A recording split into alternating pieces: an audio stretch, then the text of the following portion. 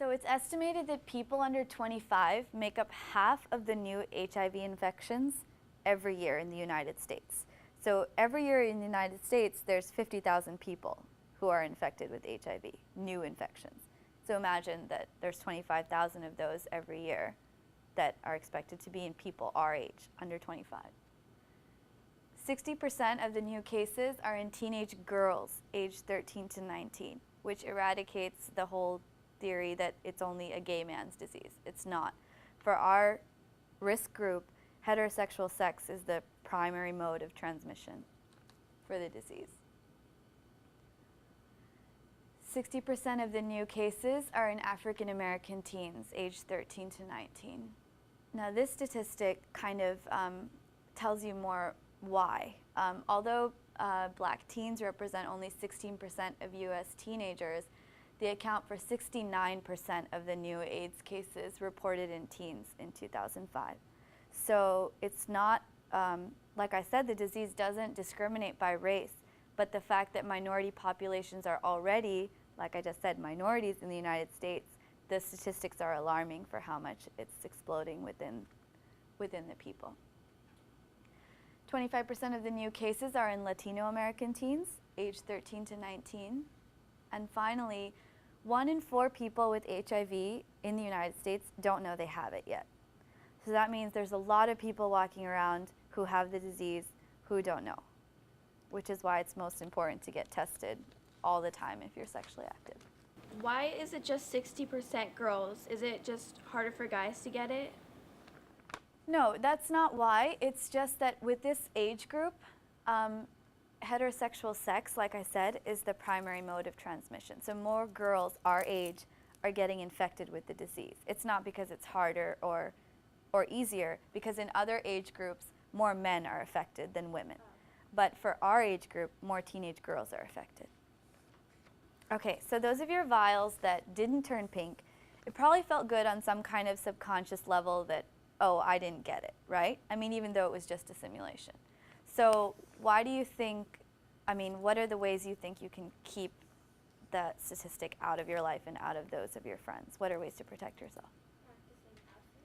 Practicing Abstinence, okay. Anyone else? Yeah. Using a condom. Anything else? So you're right, abstinence is the only 100% protection against HIV/AIDS, STDs, and pregnancy. But that's a perfect world, okay?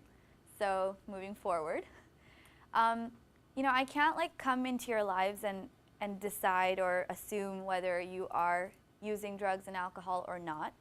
But I do have to tell you that if you are, obviously your perceptions of the world are different when you're under the influence. And that's when things like sharing needles and unprotected sex become just, not like it becomes easier, but it's something that you're more exposed to. So if you are, be really careful. Also, do not have unprotected sex. Wear a condom each and every time, even if you're with the same person in the same time. Wear it each and every time. Condoms and dental dams are the only forms of birth control that protect against HIV and STDs. All other forms of birth control that women can use, pills, the patch, the ring, sponge, whatever, do not protect you against HIV/AIDS or STDs. I had a question in another class where a girl asked me, well, if I'm using birth control and condoms together, doesn't that protect me 100%? No, nothing protects you 100%. But you can be as safe as possible using condoms each time in terms of HIV and AIDS. Now, if you're also trying to protect yourself from pregnancy, obviously birth control will help. Okay, obviously respect yourself and others by making sure that as an adult, when you decide to start having sex, both you and your sexual partner have been tested. Now, I think in our age group, it's not an offensive question anymore to ask for someone's test results before you decide to have sex with them. It shouldn't offend them. It should just mean that you respect them more and you respect yourself more, that you want to be completely safe. So if someone gets offended and all like, oh my God, I can't believe you asked me that on you, then they probably don't really care about you as much as you think. And you can get HIV even if you're a virgin and it's the first time you're having sex. Because like I said earlier, 1 in 4 people walking around the US have HIV and they don't know it. And you don't know who they've been sleeping with. My colleague Jim likes to say, which I don't really like this phrase, but it's true, if you sleep with one person, you're sleeping with everyone they slept with. So you need to make sure that you respect them and yourself by getting tested. So getting tested is the most important. Okay, should I get tested? So these are just kind of a lot of different situations that if you or your friends or anyone you care about have been in, you should urge them to get tested. If you're sexually active at all, if you've ever had any kind of unprotected vaginal, oral, and/or anal sex without the use of a condom, if you've shared or reused needles to inject drugs or for body piercing, tattooing, etc., if you've ever been pregnant, obviously, if you're unsure about your sexual partner's behaviors or your sexual partner, past or present, has ever tested for HIV. So that's obviously something you guys might not know at this age, but I know for high schoolers it's a big deal. You don't know where they've been, where you've been, etc., and in college, so that would be a good reason.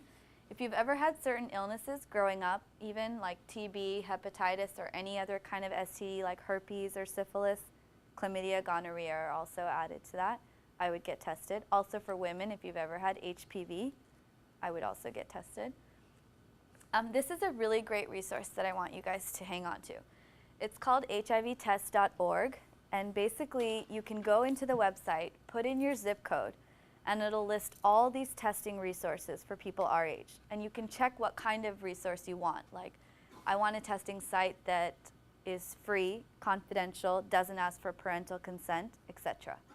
So if you go to this site and put in your zip code, it's really, really helpful. And you can also refer your friends to the site. So the bottom line basically is to get tested if you begin to be sexually active or if you already are. So if there's any questions. Is it possible for someone to not get HIV if they have unprotected sex with someone who is HIV positive? Yes, if you use a condom each time. And I do know there are partners who are, one is HIV positive and one is not, and they do get tested regularly, and one person has not gotten the disease. But that's because they use protection each time. It's obviously at your own risk to do it unprotected. I don't know if that's something you would want to take on personally, but it's up to you. But if you're safe every time, it's the same thing with genital herpes. There are a lot of people who have herpes who date people who are not. But if they're safe, you won't get the disease. I have a question. Andy. If I have HIV, how soon can it be detected? Okay, so usually if you have exposure to HIV, there's a certain amount of time it takes in the body for HIV antibodies to develop so that a test can detect it, and that's usually 2 to 3 weeks. But it's recommended that you wait up to 3 months for those antibodies to be detected. So what you're saying is I could be HIV positive in the first 3 weeks, and it wouldn't be detected if I got a test, but 3 months later it could be registered as positive. There is a study that is going on in the US where within 72 hours of having unprotected sex and you think you might have been exposed to HIV, they'll give you these HIV medications that reduces the risk of transmission by 81%. But that's only if you're coherent enough to know, oh, I might have been exposed to this, I should get myself to a clinic. But to answer your question, usually within 3 months, the antibodies have developed and the test can detect for it. In very rare cases, it takes up to 6 months in some people's bodies. So it's suggested that you get tested every 3 months.